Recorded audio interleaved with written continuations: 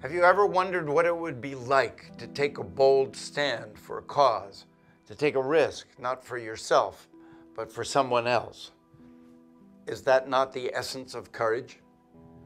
Americans for Immigrant Justice is a pro bono law firm that works both on the front lines and on the national stage to protect the rights of immigrants fleeing for their lives from countries like Guatemala and Somalia. Once here, they are often treated like criminals, put in detention centers with little to no access to pro bono attorneys. Immigrant children are afraid to go to school, knowing a parent might be taken by ICE and deported. Americans for Immigrant Justice are risk takers. They know that every case, children separated from their parents to survivors of human trafficking, could be a matter of life or death. Yet they stand strong.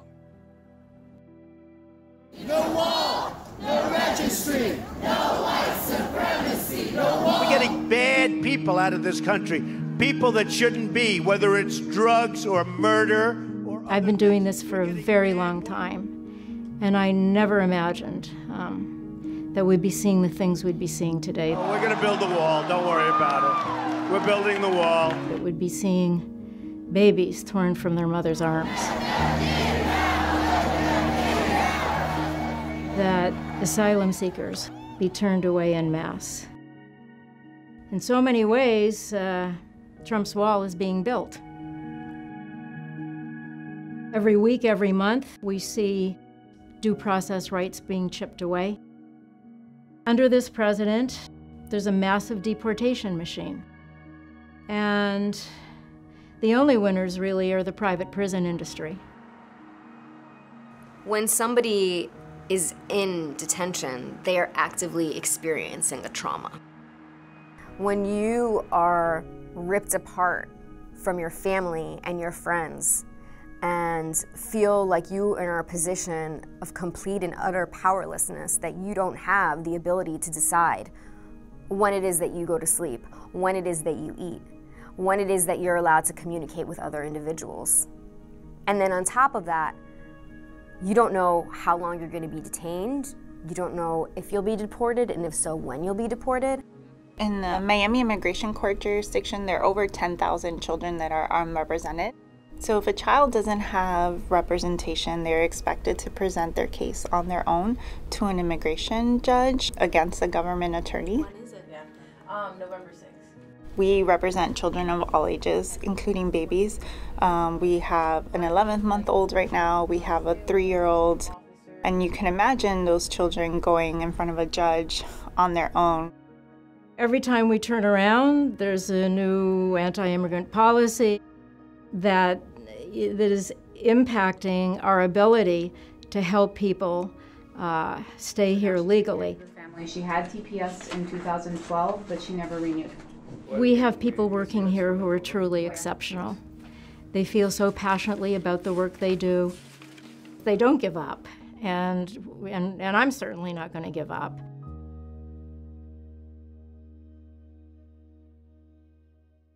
On the screen, we have some of the scenarios where non-citizens may be vulnerable to being detained by immigration, such as if you're stopped by the police, if you leave the country and try to re-enter the country. It's very important for us to be reaching out to immigrants who can't afford an attorney, have a legitimate case, and have nowhere else to turn, and then to try to bring about systemic change. To do that policy advocacy work, to be meeting with members of Congress, to be filing lawsuits in federal court. We have different departments that focus on different vulnerable populations. We tend to focus our efforts on those who would have no voice and no other means of representation or advocacy. So anything ranging from victims of human trafficking, domestic violence, and sexual assault, unaccompanied minors who are detained, adults who are detained, and families who are at risk of being torn apart because of deportation policies. Okay, then there was 2 blind children. There were, yes, and aunt is a LPR. There's a really famous quotation by an immigration judge, and she said that they hear death penalty cases in a traffic court setting because the consequences for people that can be removed back to their home countries, but many people do face certain death. Okay, Megan, what do you have? Como le decía, durante mi niñez yo veía muchas matazones, secuestros, violaciones y todo eso fue...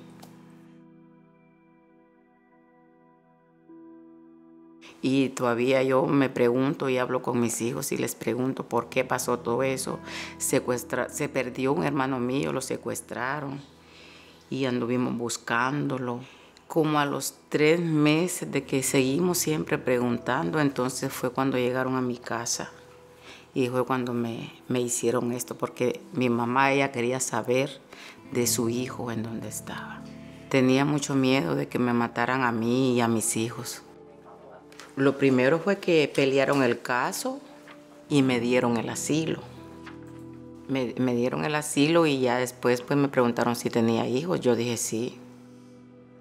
Ya me dejaron con don Oscar. No, es amiga. Cuando yo nomás lo conocí la primera vez a él, me dijo, estás a salva. Y lo abracé y me puse a llorar porque yo sentía aquello como que era mi padre. Y me dijo, vamos a ganar el caso. The bond we have created, that I feel that I am part of that family and they feel I am part of them, and there is a lot of trust. Y estoy agradecida porque ya todos mis hijos pues son ciudadanos americanos. Por esa organización y por ellos estamos a salvo. That day for me was extremely emotional, was a reward, moral reward, because I have been fighting for this family for almost 15 years. So many people at Americans for Immigrant Justice worked so hard to get her to this final stage, and I wanted to see it happen. You know, sometimes we get so bogged down in the work that we're doing and just trying to keep people from getting deported and keep people protected. We forget what it looks like when somebody actually achieves the goal of becoming a U.S. citizen, and it's a beautiful thing. It's really awesome. We also want you to be aware of scams and notario frauds.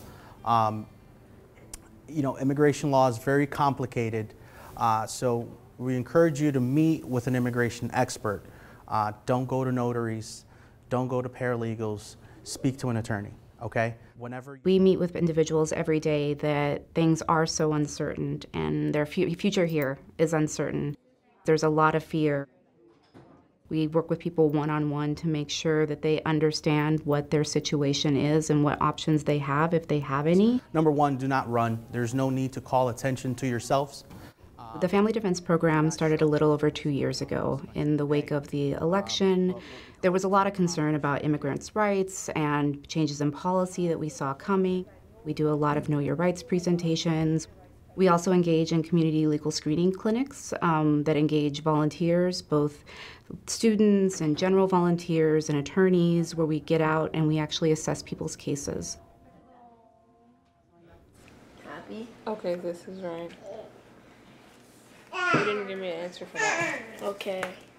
In Chanan's case, she was one of the individuals who we met with in an event. Chanan is a beneficiary of temporary protected status. As of right now, the administration had made a determination to end the program. Your life is literally in the hands of people that have no idea what you're going through. It's, okay, today I'm here, tomorrow I'm not. Nice. It's like you're playing Russian roulette. And any minute the bullet might come out. Temporary protected status is a benefit where the Department of Homeland Security can grant protection, temporary protection, which is protection from removal, to a group of individuals from a country that is suffering from civil strife or a natural disaster. Following the earthquake in Haiti, Haitians were granted temporary protected status, which protect them from removal, but also gave them authorization to work. Individuals with temporary protected status are still protected for right now, but we don't know what's going to happen in the future as it works its way through the court system.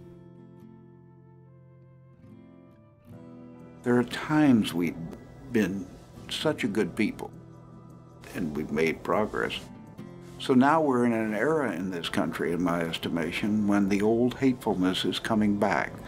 I'm more worried about this country today than I ever have been in my life. So I think we need real expertise. I think we need lawyers who are knowledgeable, passionate, and compassionate.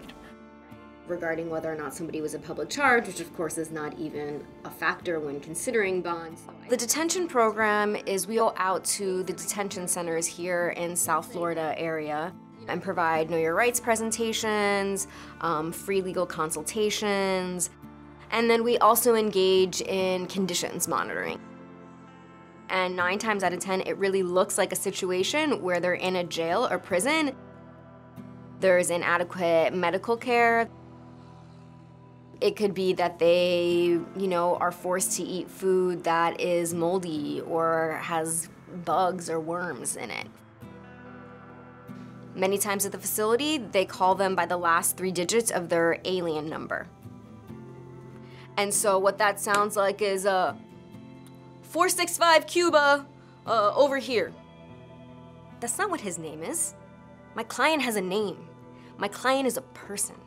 When I talk to clients who have literally fled for their lives, and who love America, and who aren't angry,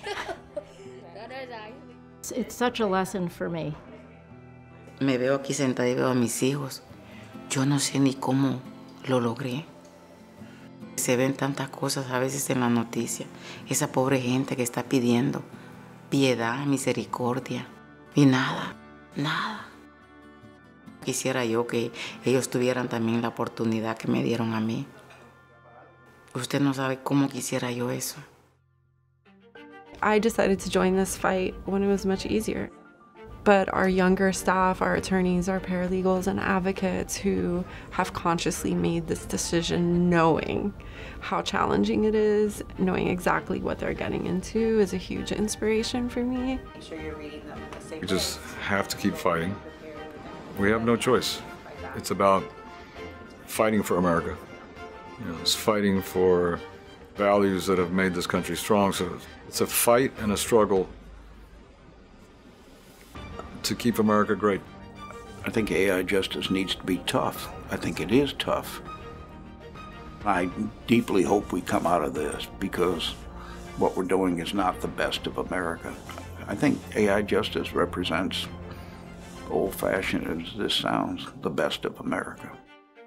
Americans for Immigrant Justice has served close to 140,000 immigrants from all over the world since opening its doors in 1996. For the Visionaries, I am Sam Waterston.